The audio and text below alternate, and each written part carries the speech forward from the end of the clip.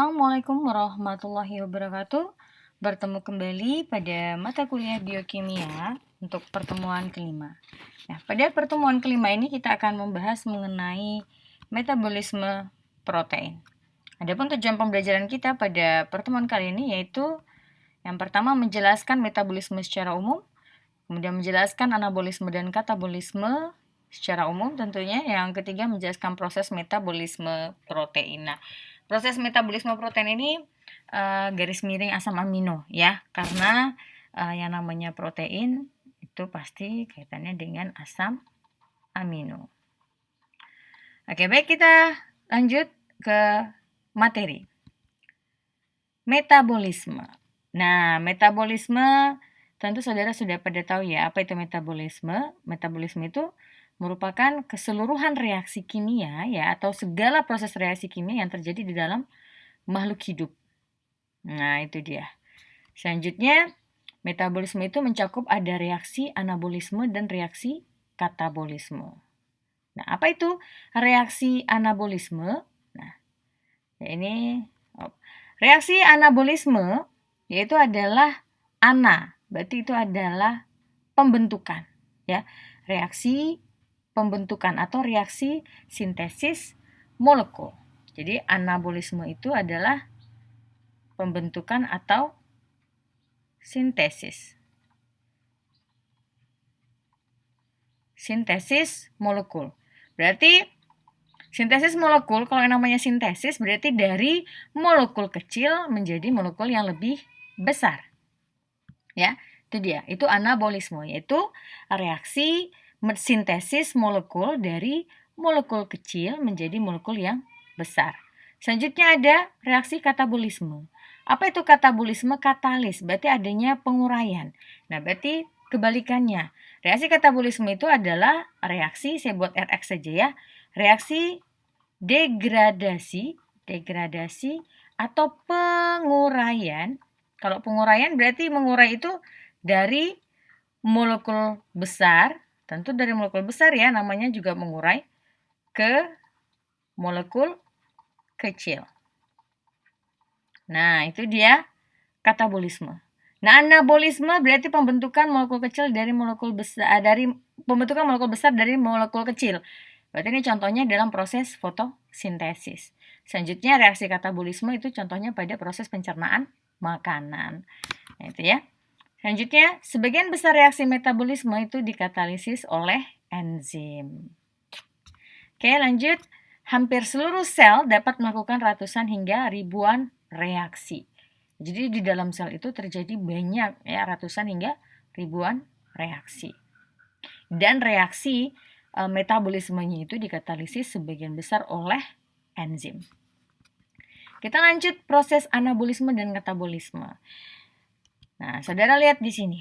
Tadi anabolisme itu adalah proses pembentukan molekul besar dari molekul kecil. Nah, yang mana sekarang prosesnya?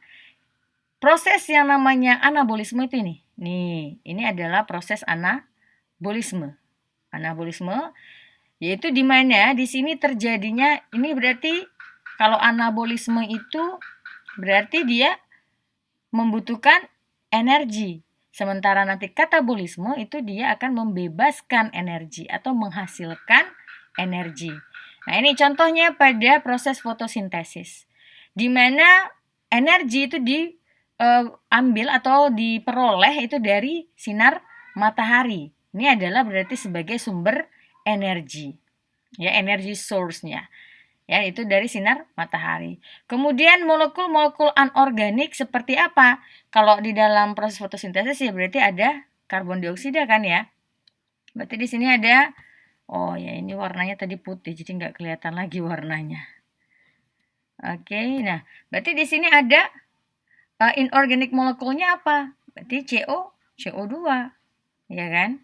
Nah CO2, jadi di sini ada molekul air, CO2 dan H2O. Nah, yang selanjutnya dengan bantuan cahaya matahari itu terjadilah proses anabolisme atau biosintesis menjadi organik molekul. Nah, itu dia adalah proses anabolisme. Seperti itu. Oke, nah, di sini kalau di dalam tubuh kita reaksi anabolisme itu bertanggung jawab terhadap proses sintesis seluruh senyawa yang dibutuhkan di dalam pemeliharaan sel, pertumbuhan, dan juga reproduksi. Nah, biosintesis itu juga merupakan pembentukan metabolit sederhana. Nah, di dalam proses anabolisme itu juga terjadi yang namanya pembentukan metabolisme sederhana seperti asam amino, karbohidrat, koenzim, nukleotida, dan juga asam lemak. Nah, itu ya. Jadi reaksi anabolisme itu menggunakan molekul kecil, dan energi yang berasal dari cahaya matahari ini kalau yang pada proses fotosintesis. Nah, selanjutnya akan mensintesis organik molekul. Seperti itu. Oke. Nah, itu dia adalah contoh dari anabolisme. Nah, selanjutnya katabolisme. Katabolisme kan berarti mengkatalisis, artinya menguraikan. Nah, ini nanti akan menghasilkan yang namanya energi, contohnya dalam proses pencernaan. Nah, di dalam proses katabolisme itu sendiri, ya, molekul besarnya tadi ini food organic molecule, ini kan molekul besarnya. Ya, di sini adalah molekul besar, yaitu dari makanan kan kalau proses pencernaan. Kemudian dari organic molecules tadi yang besar tadi atau kompleks itu diubah menjadi senyawa sederhana, yaitu melalui proses katabolisme. Nah, itulah dia menghasilkan energi, ya. Atau di sini ini dari makanan atau dari dalam, ya, organik molekul yang di dalam juga dirubah itu menjadi istilahnya itu menghasilkan energi.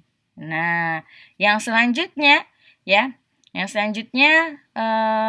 dikatabolisi atau dibebaskan energi dan membentuk bangunan terdiri dari monomer-monomer ataupun membentuk building block-nya kembali. Kemarin kan kita sudah mengungkapkan bagaimana cara pembentukan molekul besar, ya. Nah, building block, kemudian dia akan berubah menjadi building blocks, di mana building blocks ini terdiri dari monomernya, ya, dan produk limbah. Jadi dalam proses pencernaan makanan, ya, itu dikatalisis menghasilkan energi dan juga ini menguraikan atau terurai menjadi, ya, membentuk bangunan. Ini membebaskan energi dan membentuk bangunan monomer-monomernya, monomer-monomer penyusunnya. Nah, selanjutnya juga menghasilkan produk limbah. Nah, itu ya. Nah, yang biru itu merupakan jalur biosintesis. Ini adalah jalur biosintesis. Sementara yang merah ini adalah jalur katabolisme.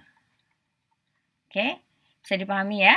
Nah, itu adalah proses anabolisme dan katabolisme secara umum, karena sebelumnya saya belum pernah menjelaskan secara detail, ya. Oke, kita langsung masuk kepada metabolisme protein. Nah, protein di dalam sel hidup itu terus diperbaharui melalui yang namanya proses pertukaran protein, ya. Nah, di dalam tubuh sekitar 1-2% protein itu mengalami yang namanya penguraian. Dan 75-80% dari asam amino dibebaskan akan digunakan kembali untuk sintesis protein yang baru. Nah, nitrogen sisa itu akan dikatabolisasi menjadi urea pada mamalia dan kerangka karbon bagi senyawa-senyawa amfibolik.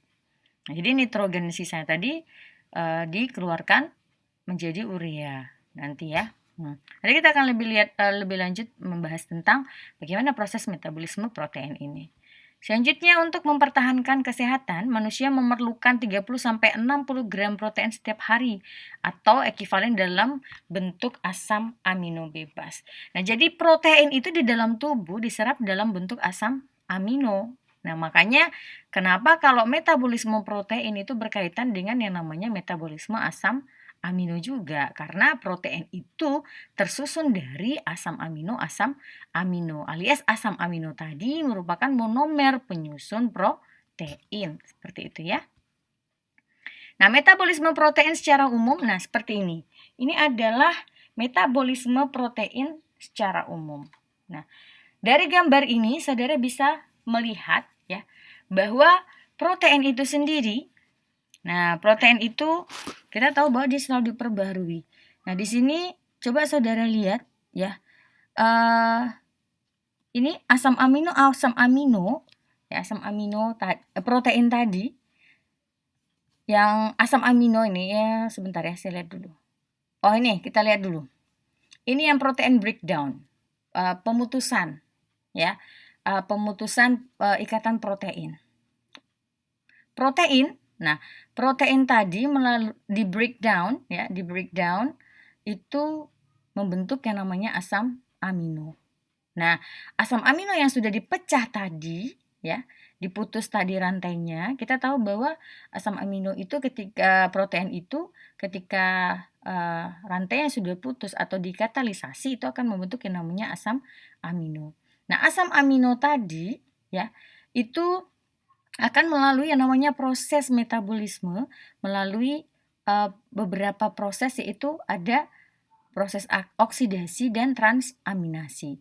Nah, selanjutnya ya, asam amino tadi. Nah, ini asam amino tadi itu merupakan ini protein sintesis ya. Protein sintesis itu maksudnya pembentukan protein. Dapat membentuk protein. Nah, protein itu dapat berupa enzim, channels, reseptor, sitoskeleton, dan hormon. Itu. Jadi ini adalah merupakan contoh dari protein. Nah, ini asam amino, sumber asam amino bisa dari makanan. Ya, bisa dari makanan ataupun yang ada di dalam tubuh kita. Seperti itu. Ini secara umumnya. Ya, jadi metabolisme asam amino itu ada proses yang namanya proses protein sintesis atau pembentukan protein dari asam amino tentunya, dan protein breakdown artinya pemutusan ikatan protein membentuk monomernya kembali, yaitu berupa asam amino. Nah, untuk lebih jelasnya kita akan membahas ini dia jalur metabolik utama dari asam amino. Nah, asam amino ya memiliki jalur metabolik, di mana di sini yang pertama itu produksi asam amino dari pembongkaran protein. Nah, jalur metabolik utamanya itu ada 4 ya, di antaranya. Nah, ini di antaranya itu ada pembongkaran protein tubuh ya, ataupun protein tubuh, ini pembongkaran protein tubuh. Kemudian ada lagi yang namanya pencernaan makanan, dietary protein ini, protein dari makanan itu digestion itu pencernaan, dicerna. Kemudian ada lagi dari sintesis asam amino di hati. Nah, itu istilahnya itu dibongkar seluruhnya membentuk yang namanya asam amino ya, membentuk yang namanya asam amino. Nah, selanjutnya asam amino yang berasal dari yang berasal dari pembongkaran protein tubuh, yang berasal dari proses pencernaan makanan, yang berasal dari sintesis asam amino di hati ya. Itu selanjutnya asam amino tadi ya, asam amino tadi itu dilakukan proses yang namanya pengambilan nitrogen dari asam amino, yaitu nitrogen compounds, mengeluarkan nitrogen dari asam amino tadi. Nah, selanjutnya asam amino tadi ya, yang ketiga proses jalur metaboliknya yaitu mengkatalisasi asam amino ya, mengkatalisasi asam amino tadi menjadi energi melalui apa? Melalui siklus asam sitrat. Nah, serta siklus urea sebagai proses pengolahan hasil pemecahan asam amino. Nah, selanjutnya ada yang terakhir, itu keempat adalah sintesis protein asam amino. Nah, yang akan kita pelajari itu lebih kepada reaksi katalisasi asam amino ya. Asam amino ini menjadi energi melalui siklus asam sitrat dan urea. Seperti itu, dan melepaskan, istilah itu melepaskan yang namanya nitrogen compounds-nya tadi dari asam amino, mengeluarkan gugus nitrogennya dari asam amino. Nah, itu yang lebih kita bahas di dalam metabolisme asam amino ya, atau metabolisme protein. Oke, kita bahas proses pencernaan. Nah, coba lihat di tadi ya. Tadi kita tahu, nih kita back dulu sebentar, bahwa asam amino itu bisa berasal dari yang namanya perombakan protein di dalam tubuh, berasal dari makanan, ataupun berasal dari sintesis asam amino di dalam hati. Nah, sekarang ya, kan kalau misalnya body protein yang turnover ini kan jarang terjadi, apalagi kalau kita makan. Ya, kalau kita makan ya berarti ada asupan protein dari luar. Nah, yang paling mudah itu kan kita adanya istilahnya itu asam amino itu diperoleh dari yang namanya proses pencernaan makanan. Nah, kita bahas dulu mengenai proses pencernaan protein atau dari proses pencernaan makanan. Nah, apa itu proses pencernaan protein? Yaitu berguna untuk menghidrolisis semua ikatan peptida sehingga menghasilkan yang namanya asam amino bebas. Seperti itu. Nah, di sini kita bisa lihat. Kemarin saya sudah menjelaskan bagaimana pembentukan ikatan peptida ya, di mana asam-asam amino tadi kita bergabung membentuk protein itu melalui yang namanya ikatan peptida. Nah, nanti ikatan peptida ini dalam proses pencernaan makanan akan diputus sehingga dia menjadi menghasilkan asam amino bebas kembali. Nah, monomer tunggal kembali. Nah, itulah nanti yang akan menjadi sumber energi kita. Ya.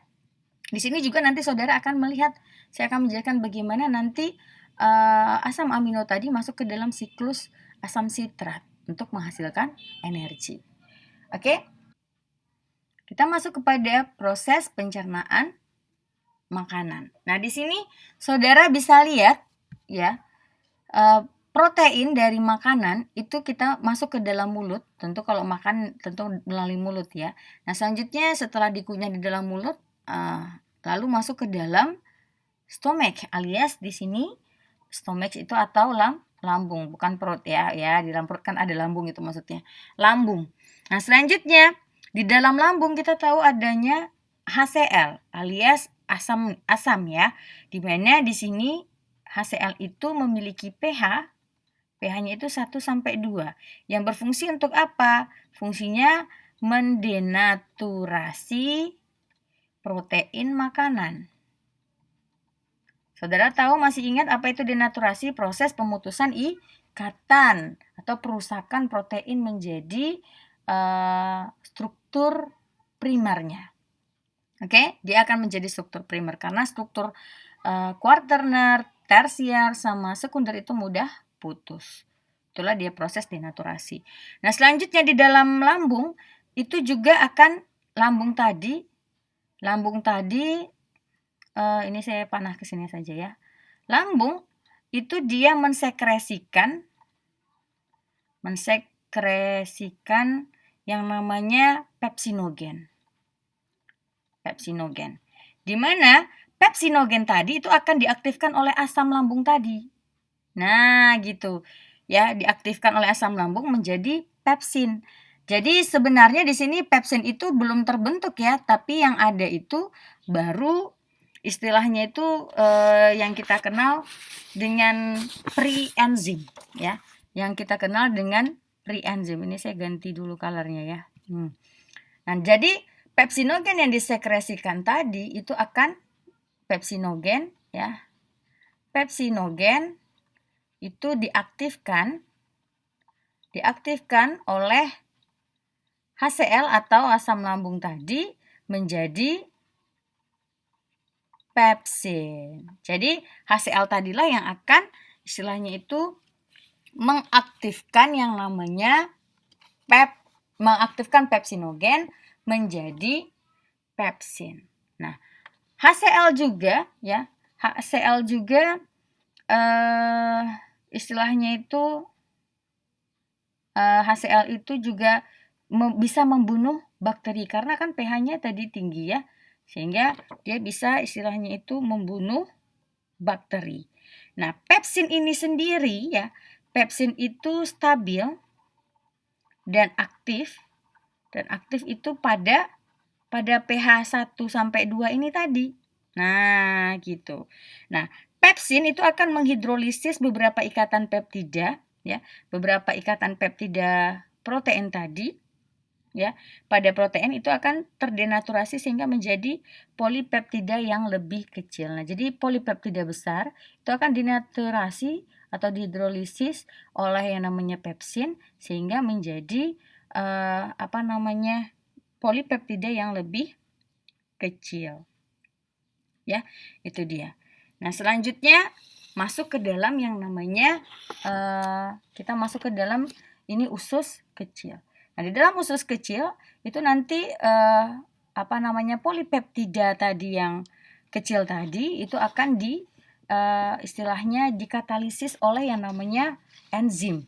Enzim apa? Enzim protease, menghasilkan asam amino dan beberapa di peptida. Nah, itu ya. Selanjutnya masih dilanjutkan di dalam usus kecil tadi ada masih dikatalisis oleh protease sehingga menjadi asam amino yang paling sederhana dan masuk ke dalam bloodstream darah ya. Oke, itu dia. Ini adalah proses pencernaan protein. Nah, kita lihat tadi ada protease. Protease itu ada terbagi menjadi dua ya. Protease itu ada dua protease ya. Itu dibagi menjadi dua. Ada yang namanya endo atau protease atau peptidase ya. Protease atau peptidase itu dibagi menjadi dua. Ada yang namanya endopeptidase dan ada yang namanya exopeptidase. Nah, endopeptidase itu berfungsi untuk apa? Nah, kita bisa lihat tadi bahwa kita back sedikit ya. Tadi di dalam sini ada protease atau ini peptidase. Ya, ini juga peptidase. Nah, kita tahu bahwa tadi di dalam sini itu kan ada enzim peptidase yang akan mengkatalisis polipeptida sederhana tadi menjadi asam-asam amino. Nah, enzim peptidase atau protease tadi dibagi menjadi dua macam, yaitu ada endopeptidase dan exopeptidase. Di mana endopeptidase itu berfungsi untuk memutuskan ikatan peptida pada gugus karboksil yang dibentuk dari asam amino aromatik atau asam amino asam. Jadi fungsinya itu untuk memutus asam amino asam. Contohnya pada pepsin, nanti diputusnya. Nah, ini yang akan diputus sama endopeptidase. Selanjutnya dia juga memutuskan ikatan peptida yang dibentuk dari asam amino lisin ataupun arginin. Jadi nanti kalau di dalam makanan itu ada pepsin, kemudian ada lisin arginin, itu akan diputus juga oleh endopeptidase ini. Jadi ini juga akan diputus. Selanjutnya memutuskan ikatan peptida yang cenderung pada asam amino hidrofobik atau asam. Nah, jadi dia lebih cenderung mengkatalisis asam amino hidrofobik. Contohnya adalah chymotrypsin. Selanjutnya memutuskan ikatan peptida asam amino rantai sisi pendek atau elastin. Nah, gitu.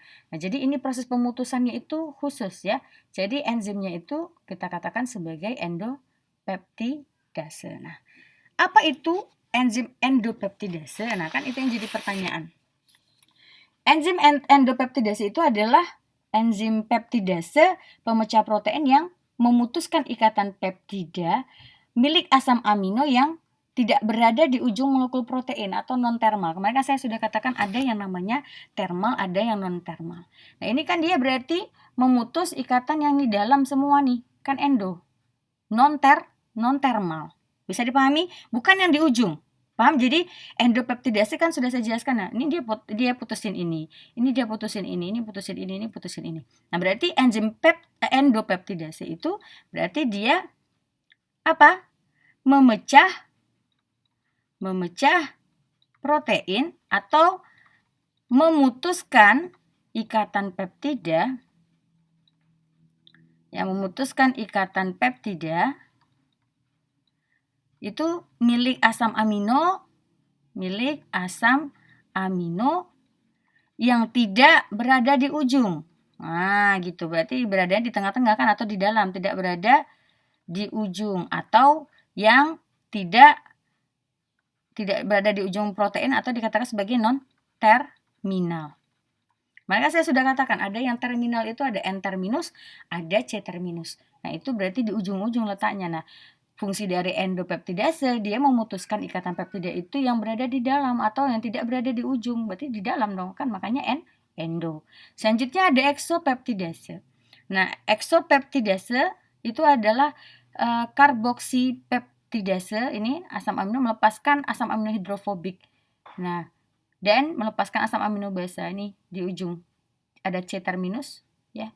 Nah, jadi di sini apa itu eksopeptidase, yaitu memutuskan, berarti kalau tadi endo itu memutuskan ikatan yang bukan letaknya di ujung. Nah, kalau yang eksopeptidase, dia itu memutuskan ikatan peptida itu milik asam amino yang letaknya di ujung. Nah, ini memecah ikatan peptida yang letaknya di ujung.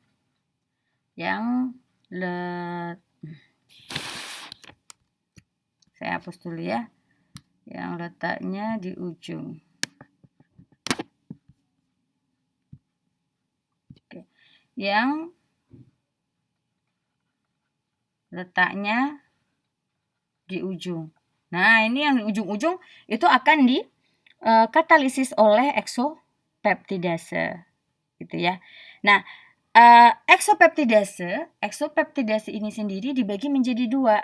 Saya kemarin sudah mengatakan bahwa peptida itu kan ikatan peptida itu nanti ada yang namanya N-terminus, ada C-terminus.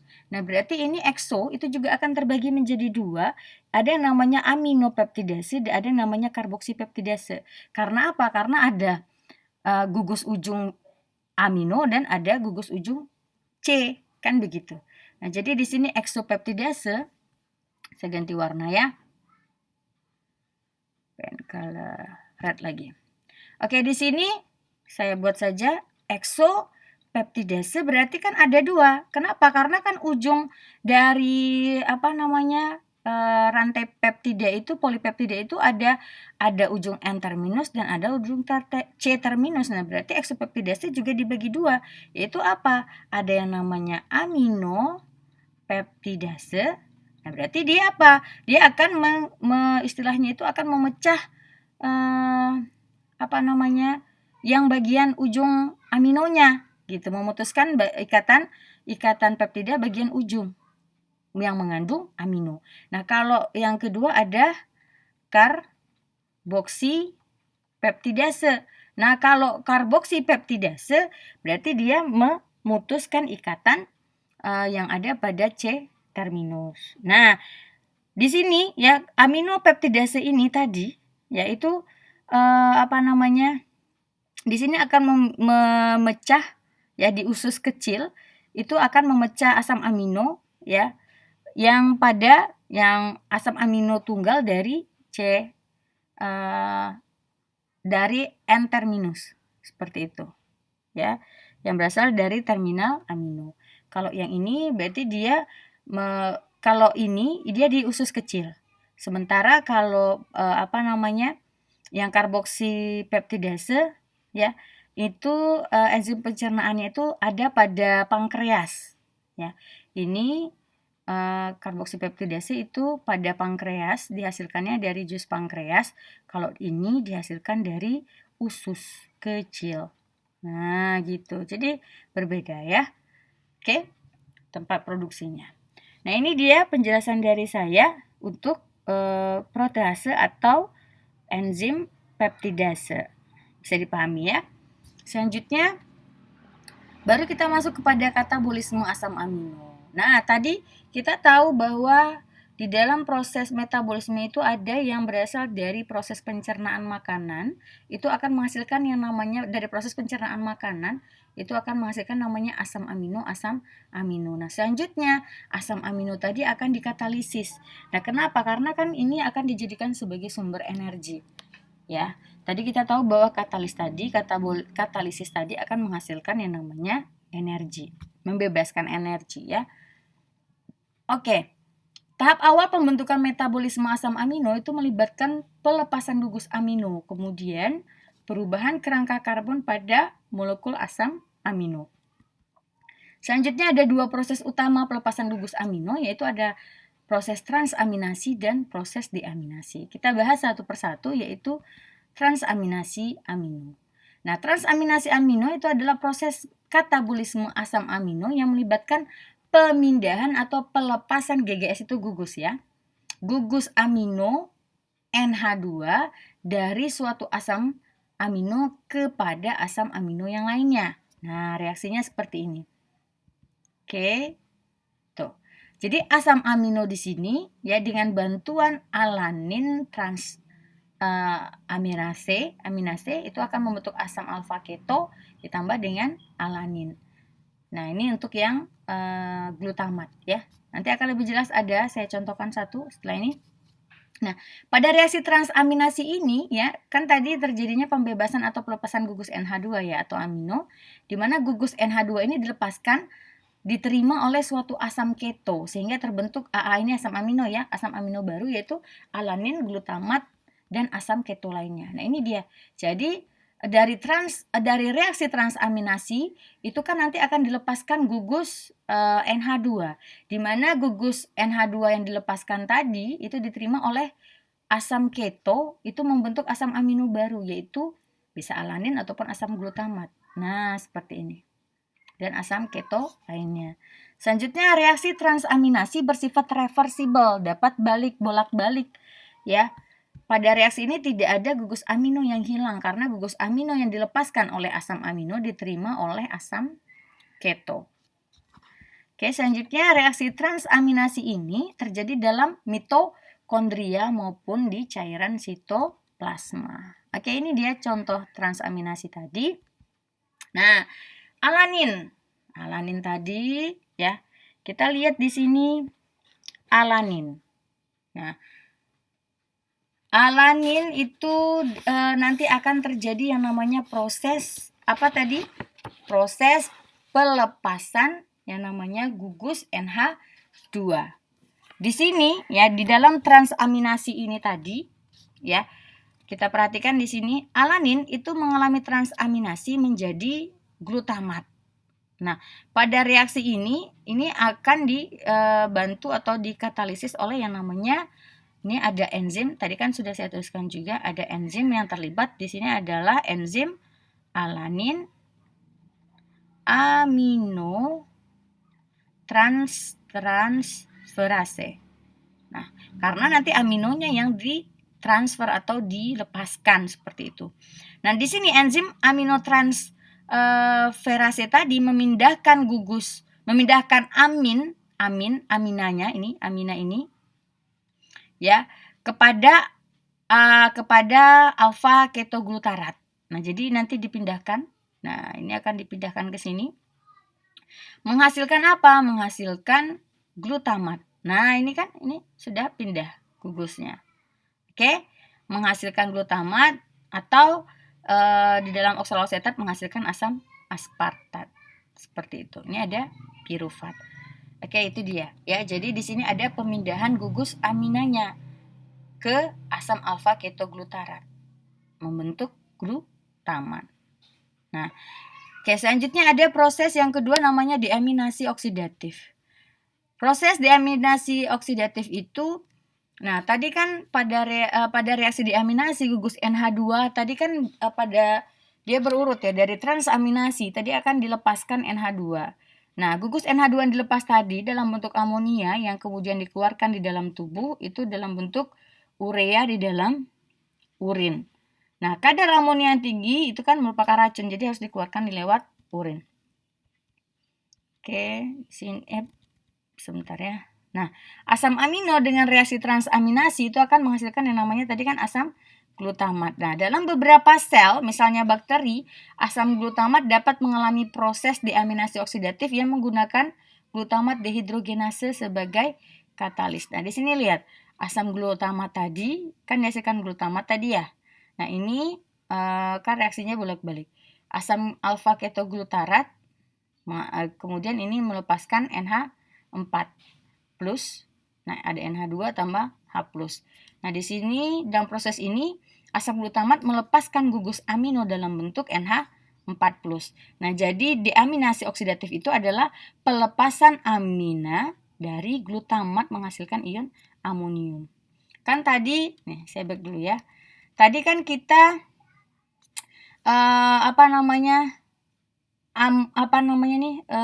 gugus aminanya tadi itu kan ditransfer kepada alfa ketoglutarat sehingga membentuk yang namanya glutamat.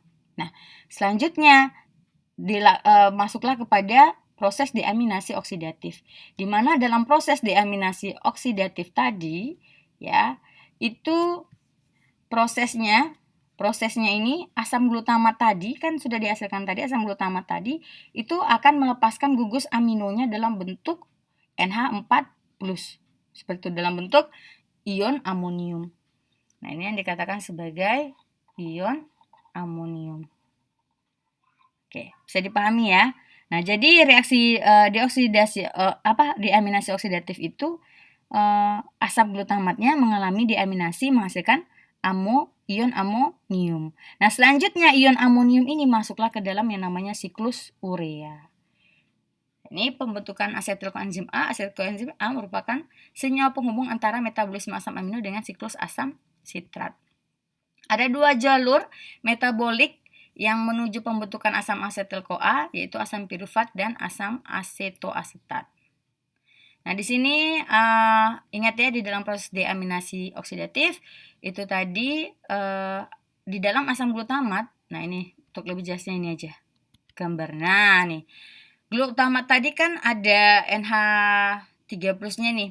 Nah, ini dari asam glutamat tadi itu akan dilepaskan ion amonium nih dalam bentuk NH4+.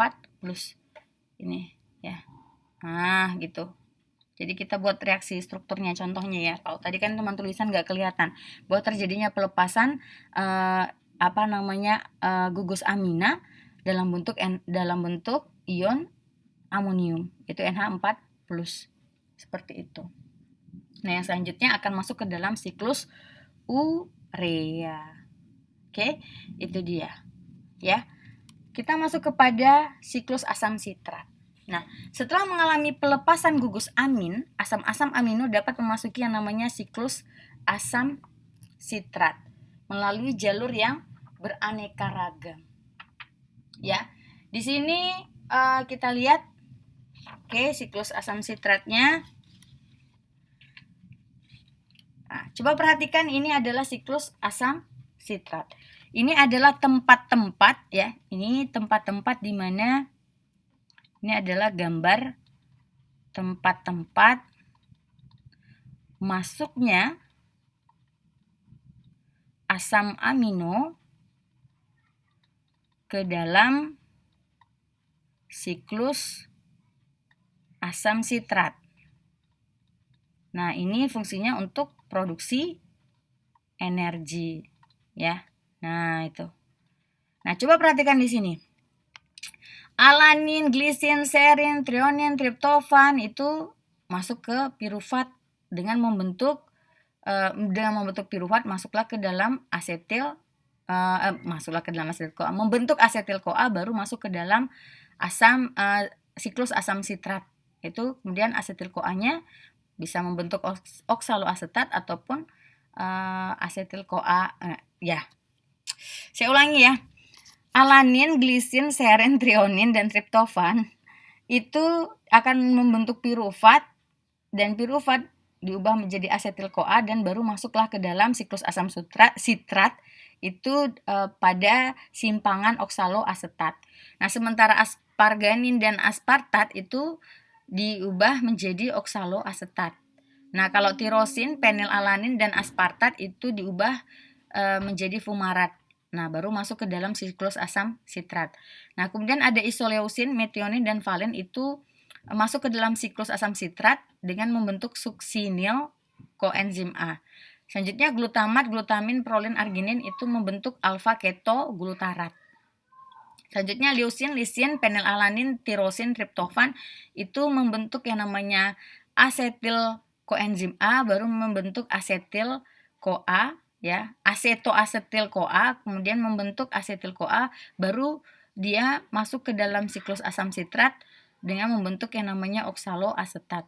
Nah, sementara isoleusin dan leusin triptofan itu membentuk dulu sama dengan alanin glisin serin, dia akan, tapi dia langsung ya, kalau ini piruvat dulu, kalau ini dia langsung membentuk asetil CoA dan baru masuk ke dalam simpangan asam sitratnya, yaitu melalui oksaloasetat dengan membentuk oksaloasetat. Nah, ini dia tempat-tempat masuknya asam amino di dalam siklus asam sitrat untuk produksi energi.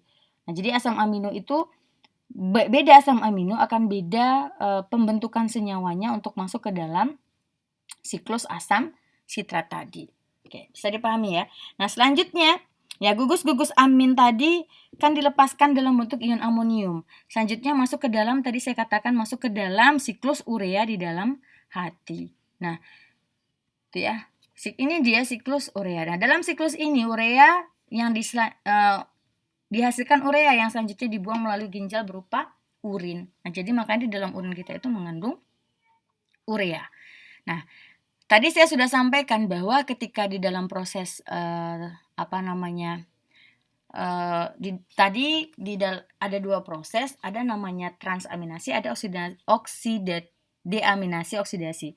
Nah, dalam proses deaminasi oksidasi tadi kan dilepaskan gugus amino dalam bentuk ion amonium. Nah, ion amonium tadi ya, yang dilepaskan tadi masuk ke dalam siklus urea yang terjadi di dalam hati. Nah, ini dia siklus urea. Nah, di dalam proses siklus urea ini ya ada beberapa tahap di sini. Nah, kita lihat ini dia. Dimulai dari atas. Ini NH4 kan kelihatan. Nah, ini masuk ke dalam hati, ya. Ini sudah di dalam hati. Nah, di sini dengan bantuan enzim karbomil fosfat sintase. Nah, ion amonium bereaksi dengan CO2. Menghasilkan yang namanya karbamoil fosfat. Ya, ini hasilnya. Ini ada enzimnya. Enzimnya tadi belum saya tulis ya. Enzimnya yaitu karbamoil fosfat sintase. Sepertinya warna putih aja ya.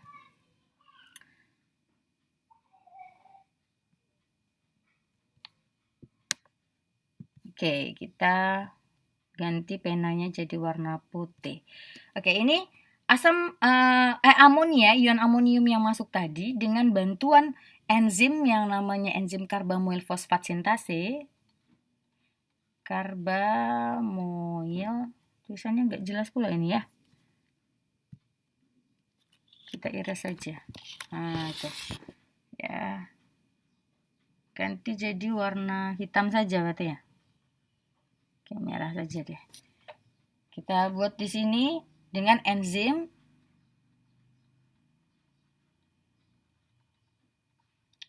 karbamoil fosfat sintase.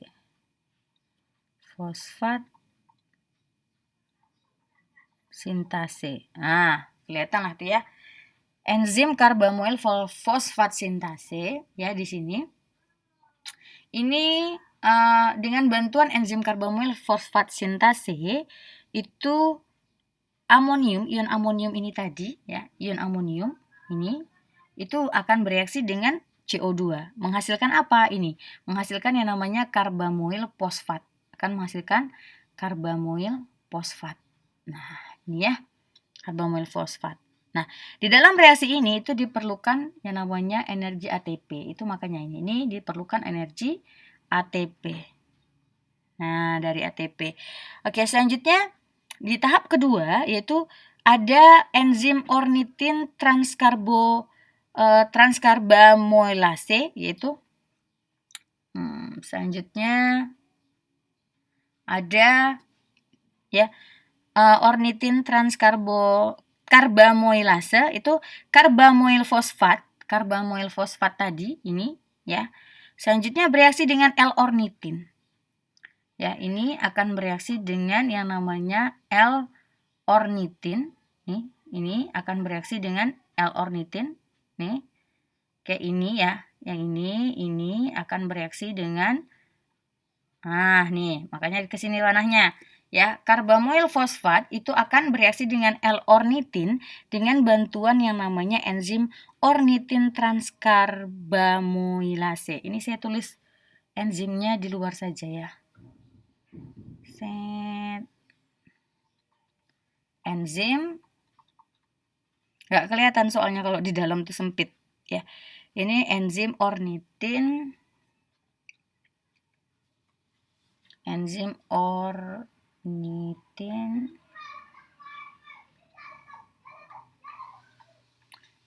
transkarbamoilase. Nah, itu dia. Oke.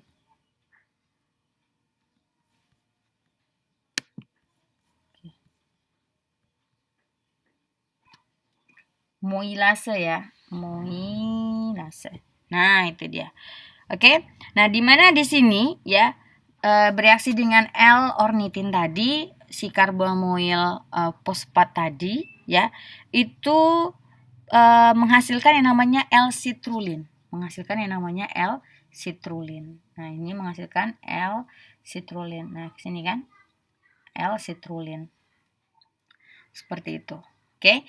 Nah, itu dia. Selanjutnya ini, dan di sini terjadinya pelepasan gugus fosfat.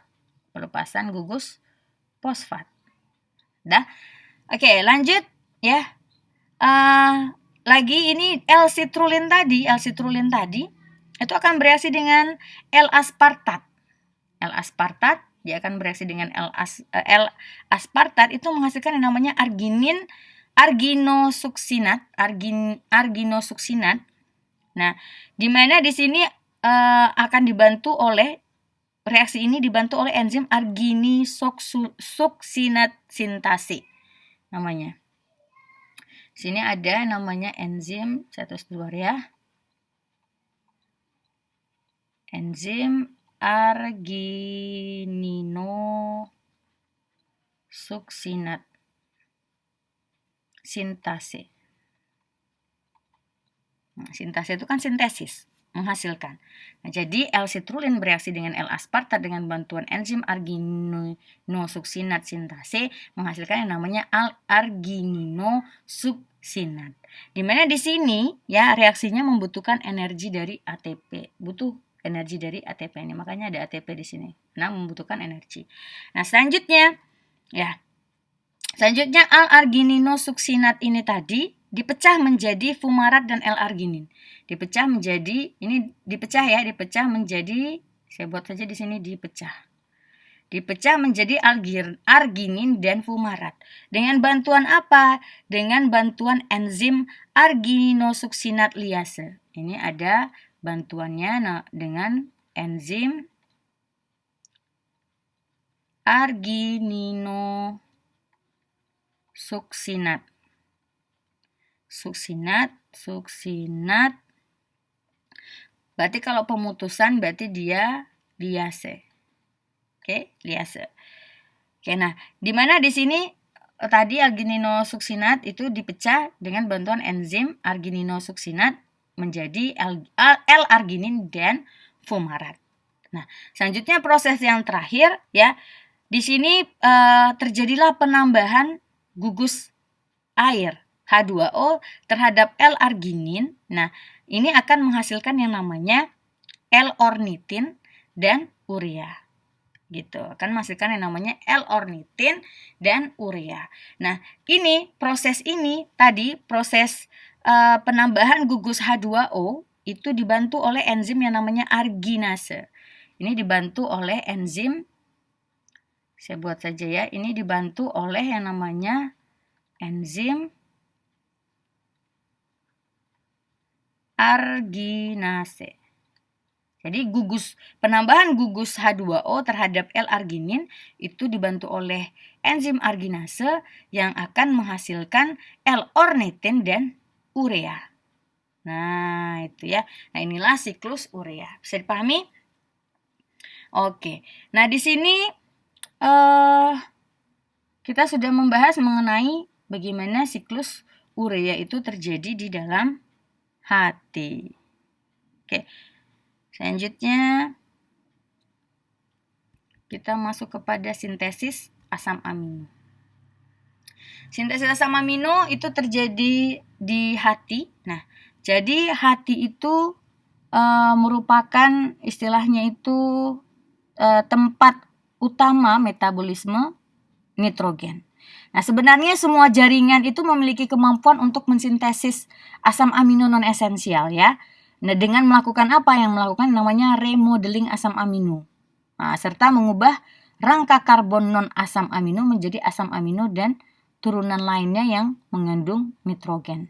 Nah, jadi semua jaringan sebenarnya, tetapi yang paling utama itu metabolisme nitrogen itu terjadi di dalam hati. Oke. Selanjutnya, di dalam kondisi surplus diet, nitrogen toksik potensial dari asam amino dikeluarkan melalui transaminasi, diaminasi, dan pembentukan urea. Selanjutnya, rangka karbon umumnya diubah menjadi karbohidrat melalui jalur gluconeogenesis atau menjadi asam lemak melalui jalur sintesis asam lemak. Nah, asam amino itu dikelompokkan menjadi tiga kategori. Nah, berdasarkan ini tadi ya, berdasarkan metabolisme nitrogen tadi ya, sintesis asam amino tadi itu, asam amino dikelompokkan menjadi tiga kategori, yaitu ada asam amino glukogenik, ketogenik, serta glukogenik dan ketogenik. Kita bahas asam amino berdasarkan perubahan rangka karbonnya.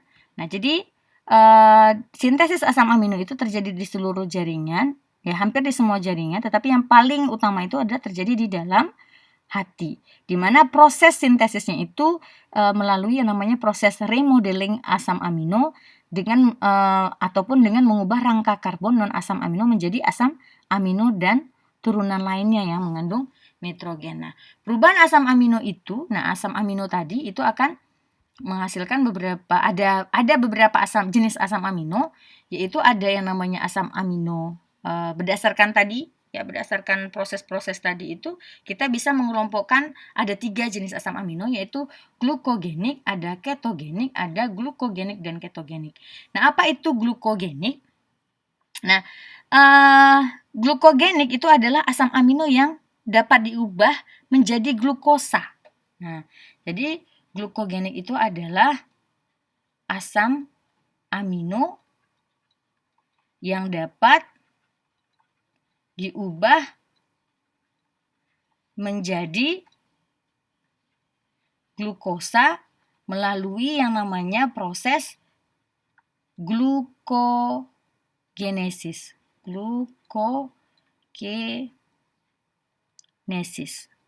Nah, di sini ya melalui proses glukogenesis.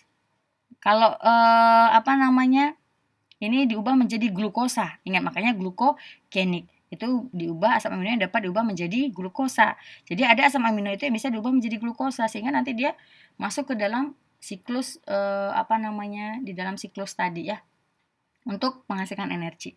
Selanjutnya ada ketogenik. Kalau tadi ini diubah menjadi glukosa, berarti ini kebalikannya. Bukan kebalikannya. Sama ya, asam amino yang dapat diubah menjadi apa? Kalau ini glukosa, berarti kalau ketogenik berarti dia ketonnya. Nah, keton ya. Sementara kalau glukogenik dan ketogenik ya berarti kedua-duanya gitu. Nah, produksi glukosa dari asam amino glukogenik ini ya, itu akan melibatkan asam amino ini nih diubah menjadi asam alfa keto. Nah, jadi nanti asam amino glukogenik ini ya, itu akan melibatkan asam amino, di mana akan terjadi perubahan yang namanya perubahan menjadi asam alfa keto dan kemudian menjadi glukosa. Ini nanti akan ada terjadi perubahan diubah menjadi asam alfa keto. Jadi produksi glukosa ya dari asam amino glukogenik ini akan melibatkan asam amino ini diubah menjadi asam alfa keto dan selanjutnya itu menjadi glukosa. Nah, oke. Nah, kedua proses ini juga terjadi di dalam hati. Ya, kedua proses ini glukogenik, ketogenik atau glukogenik dan ketogenik juga terjadi di dalam hati. Nah, metabolisme ini mendominasi selama katabolisis. Ya. Nah, dan metabolisme ini meningkat saat puasa ataupun dalam keadaan lapar. Nah, apa saja yang termasuk ke dalam asam amino glukogenik? Itu yang masuk ke dalam asam amino glukogenik itu ada alanin ya. Contohnya alanin, ada arginin, kemudian ada asparagin, kemudian ada sistein. Nah, dan lain-lain. Nah, ini diantaranya. Nah, kemudian ada ketogenik. Kalau ketogenik itu leusin dan lisin. Ini contohnya ada leusin dan lisin. Nah, ini dia hanya ketogenik saja, leusin dan lisin. Sementara kalau glukogenik dan ketogenik itu ada isoleusin, ada fenilalanin, ada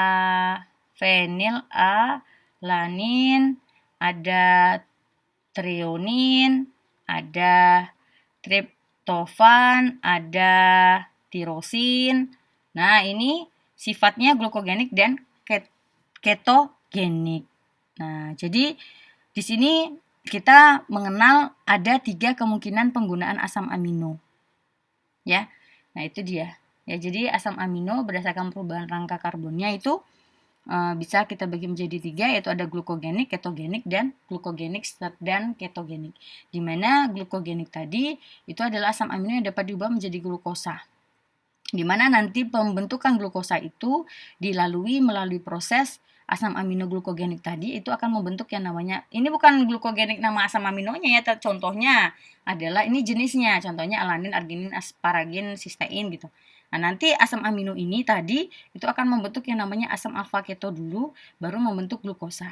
Nah, sementara kalau ketogenik itu dia akan membentuk kalau dia yang namanya ketogenik ya, itu asam amino itu hanya dapat masuk ke intermediate asetil-CoA.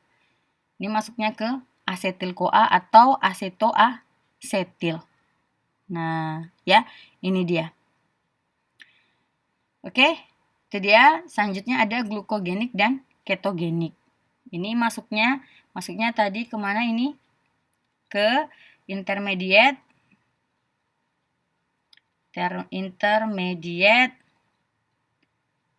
asetil CoA atau asetil